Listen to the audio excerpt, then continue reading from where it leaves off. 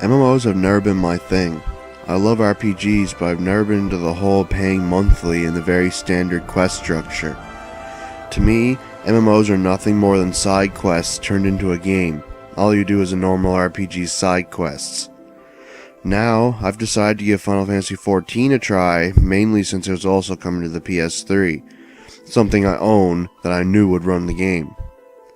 I've never played Final Fantasy XI, though I own both the PS2 and Xbox 360 version of the game.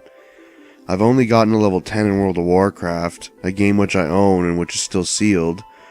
I played DC Universe Online for like an hour or two. Knowing my history with big name MMOs, this is the first MMO I've really played. As of now, I have played the game maybe a little over 10 hours, making this an impression review. Does A Realm Reborn make me a true believer, or will I remain in the dark, hidden away from the giants that are MMOs?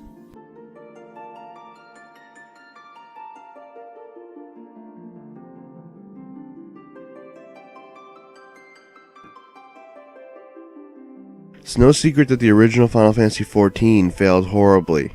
I never played it, and I even know of its horror.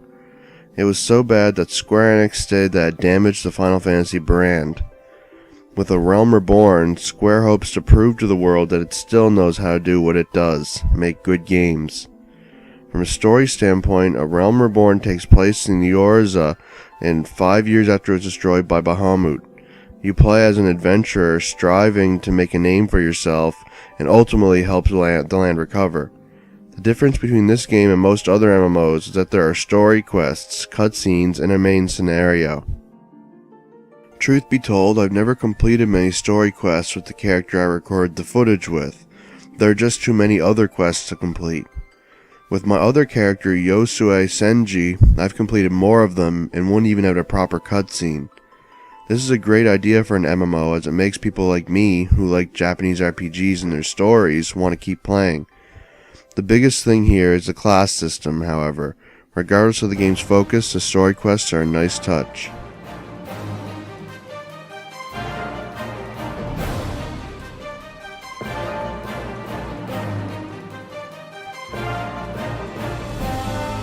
The game plays a lot like Dragon Age, and even similarly to Xenoblade on the PS3. You run around the game world and target people with the D-pad, or, if you're close to what you want to target, the cross button. Another press of the cross button will either start a conversation, open a menu, or start combat. Starting conversations in combat is self-explanatory, and when a menu opens, it's mainly for you to use items. When in combat, your character will automatically attack their target when in the appropriate range, similarly to other MMOs or even RPGs of this style, such as Dragon Age. I found that basic attacks are weak and slow, so the combat is basically a special attack spam fest, much like in every MMO style game. When in combat, you hold either the L2 or R2 to access your hotbar, and this causes the face buttons and D-pad to be assigned special moves. This works very well, and you can have up to 8 different hotbars assigned that can be changed with the R1 button combined with a face button. Your special attacks take from either your magic points or your tech points. Tech points are physical special moves, and magic points are obviously for magic attacks. Each move also has a cooldown before it can be used again, just like in other MMOs, but when one ability is used, all abilities need a cooldown, so you can't just spam, and making it seem a little more like an ATB system. You can also sprint, which counts as an ability with cooldown, but it drains all your tech points, so it's unwise to sprint into combat as a Disciple of War class. Menus can be an annoyance on PS3, unfortunately. Your equipment, quest log, and other important things are in the start menu, which takes your attention away from what's going on. Equipping items is more trouble than it should be. You need to select items twice and then pick equip, but it's nothing that'll break your experience. Your map can be brought up with the square button, and it can take some getting used to since you can either scroll the map or move your camera. The cities in the game are rather large, so there are Aether Stones scattered around them to make getting around the cities easier. Each city and larger town has a large Aether Stone that opens up a teleportation to them, for a fee of course. The 3 large starting cities have aethernets that allow for transportation to smaller aether stones scattered throughout the city.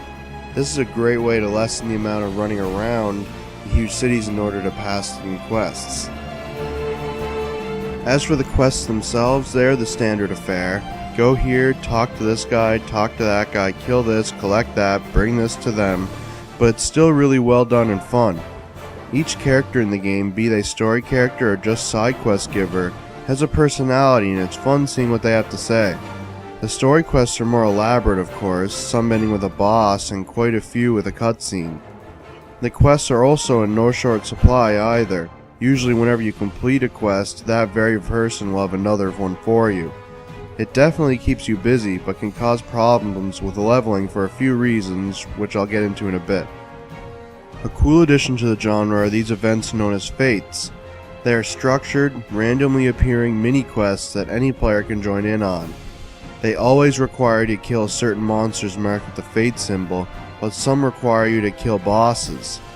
These events are timed and a lot of fun.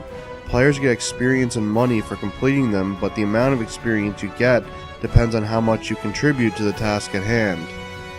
They are a lot of fun seeing as many amount of players can get involved and each are given a recommended level. If you are above the level, you can lower your levels so you get the max rewards, but if you are lower, your contributions aren't counted as much. This keeps low level players from grinding off the backs of high level players. The biggest draw to the game is the class system. You pick a starting class such as the Arcanist I chose, and when you level up as whatever class you are. Early on you join the guild belonging to your class and the guild leader gives you quests. At first there are 3, a level 1 quest, a level 5 quest, and a level 10 quest. The level 10 quest is the most important since after you complete it, you can visit the other class guilds and join them. This allows you to equip the weapons from the other classes and ultimately change your class. When you change your class, you return to level 1 and need to level up again. Once again, you can do the level 1, 5, and 10 quests for that guild and can switch back to your previous class simply by equipping its weapon. You might think that lowering your level back to 1 would be a bad thing and it would take you many more hours to level up again, but that isn't true.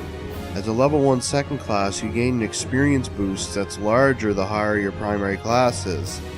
It's a neat system and you can even assign abilities from your other classes to the one you are using. The higher your class level, the more abilities you can assign. My only issue with that is that there could be less variety between players than there would be if you had a single class. You can form parties just like in other MMOs and take on dungeons, but I've never done any of these things yet. I will update this review as more and more content comes out. Right now though, after reading about what we are getting sometime soon, I can see myself subscribing to this wonderfully fun game.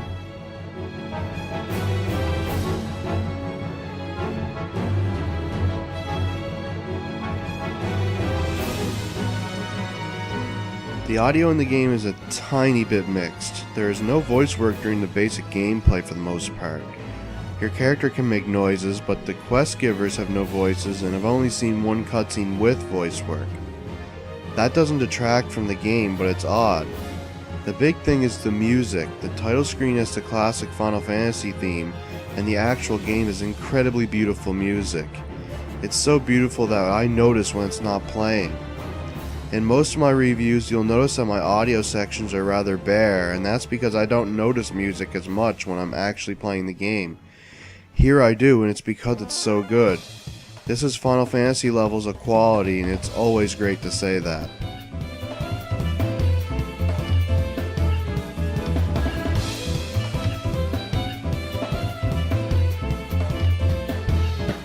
Presentation is extremely good for a huge MMO.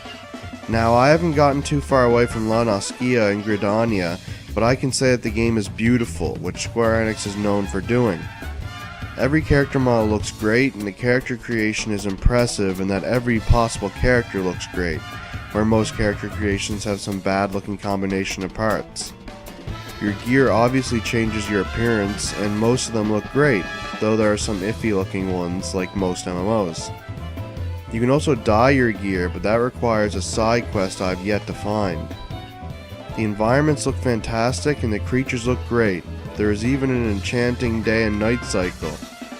How Square-Enix made a huge game look so good is a mystery.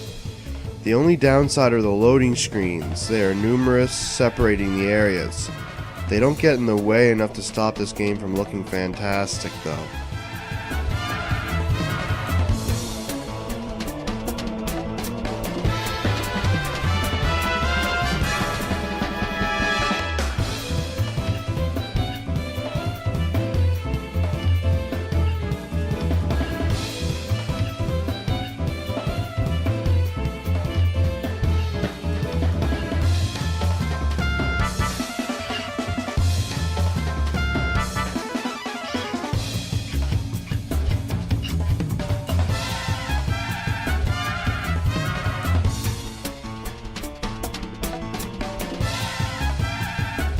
Overall, my first impressions of Final Fantasy XIV: A Realm Reborn are so good that I might have to say it's the best game I played all year.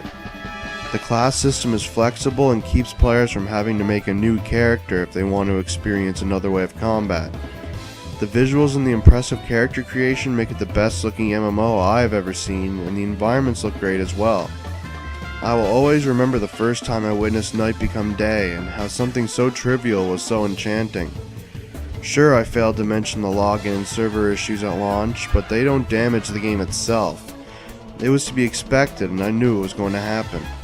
Thankfully, I was able to play it for a good 10 hours despite the login issues, and they should be fixed well before this video gets up on the net. Final Fantasy XIV: A Realm Reborn is an amazing game and I can't wait to see it get better. I may not even have properly started in the Realm Reborn, but my time spent is a 10 out of 10. I am excited for the future.